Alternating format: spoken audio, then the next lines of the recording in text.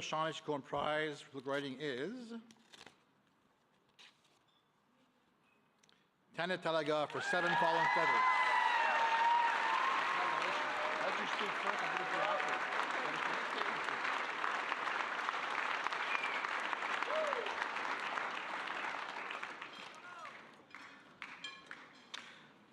Bushu Hanin. I want to start off by saying a few things. First off, I'd like to say that I'm always grateful to be a guest in unceded Algonquin territory. And it's always good to be here. I'm very, very grateful for this honor. You know, I was kind of nervously scribbling notes in the bathroom when everyone else was schmoozing, because I wasn't sure, and I always want to make sure that I thank everyone that I need to say thank you to. And there are so many, many people that stand with me here tonight, and so many people I need to say thank you to. And first off, I should say thanks to the judges, to Ty, to Katie, and to Joseph. This was a tough, tough choice. I mean, all of the books are so incredibly, incredibly inspirational. And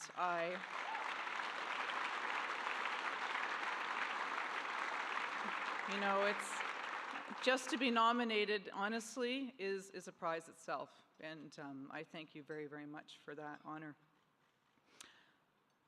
I have to tell you, though, this was a book I wish I didn't have to write, but I had to, and there are many, many reasons why I felt I had to do this book. And it actually starts with 2011.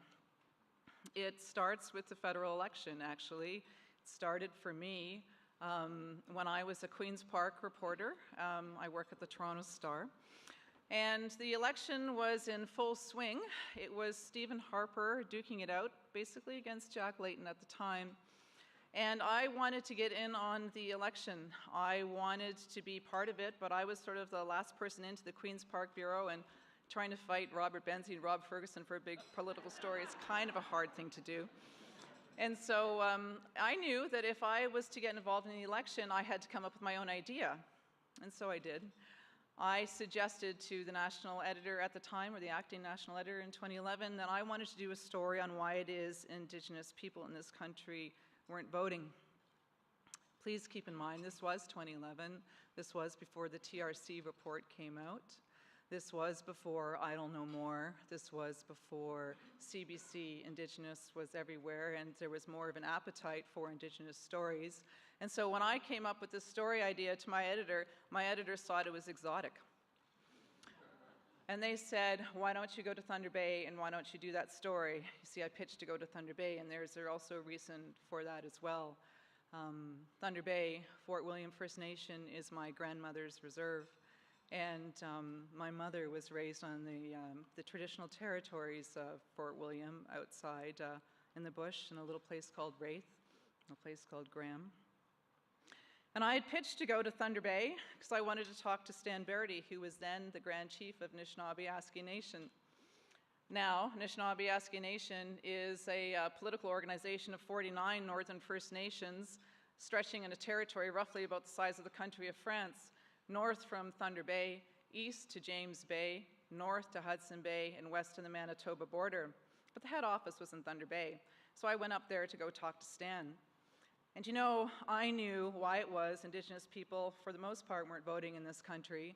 And part of the reason why for that was because if you are a status Indian in Canada, you did not have the right to vote until 1960. But I went up to ask the question anyway. So I asked Stan, you know, why is it that people aren't voting? You know, if you were to vote in certain blocks, you could swing elections. And when I asked this question, Stan Verity looked at me and he said, why aren't you writing a story about Jordan? Jordan Wabas. And I thought maybe he didn't hear what I was saying. So I asked my question again, and he looked at me and he said, Jordan has been missing for 70 days. And we went on like that for about 10 minutes, 10, 15 minutes. I would ask one thing about the election. He would ask me something about Jordan. And then I realized You're not going to get your question answered. Take a breath, sort of calm down. Put your manic Toronto journalist self aside. Remember who you are. Remember where you are and who you're sitting with. And you're sitting with the Grand Chief and he's trying to tell you something.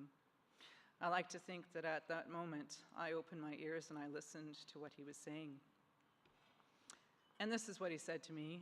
He said Jordan was the 7th student to go missing or to die in Thunder Bay since 2000.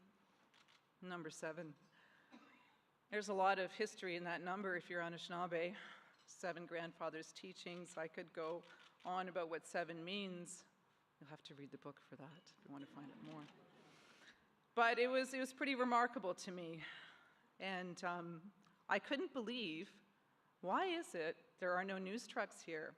How come everybody's not writing this story? Where are the big national headlines on the deaths or the missing students?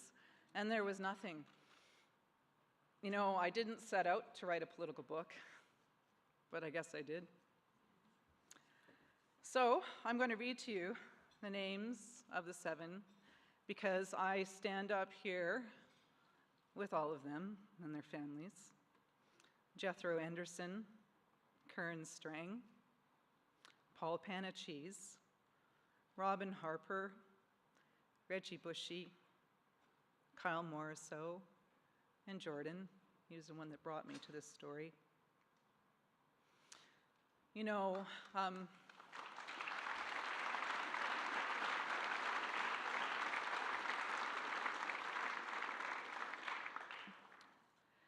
Canada has a history of looking away with Indigenous people. We have had that history for a very long time in this country. I like to think that that history is changing. I hope it's changing. But sadly, when I look to the story of the 7 students, I don't just see a story about Thunder Bay. I see a story about all of Canada. I see a story of murdered and missing Indigenous women and girls. I see a story of Colton Bushy. The themes of what's happening in Thunder Bay is happening all throughout this country. And you know, I don't have a happy ending to the book that I wrote. And I always say to people that it's going to be up to all of us in this room, everywhere. You guys are the change makers. You're the elected officials. And I hope that all of you work with Indigenous people to make this right, because this entire country is not going to get any better or be any stronger until all of the children in this country have equitable, equal accesses to things like education and things like water, social services.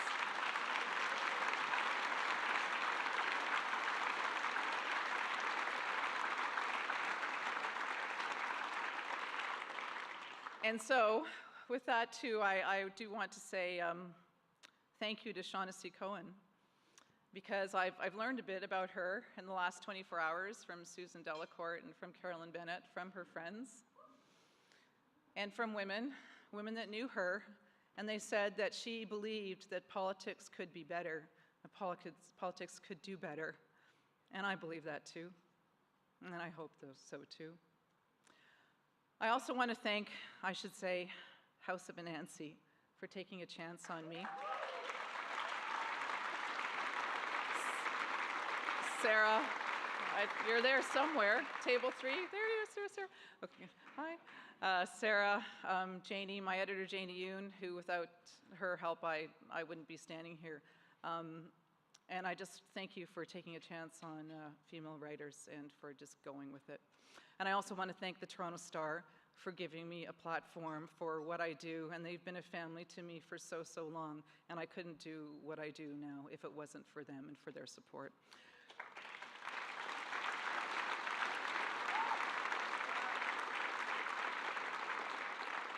And so with that, I want to say Chimigwich, and I hope that we all do better.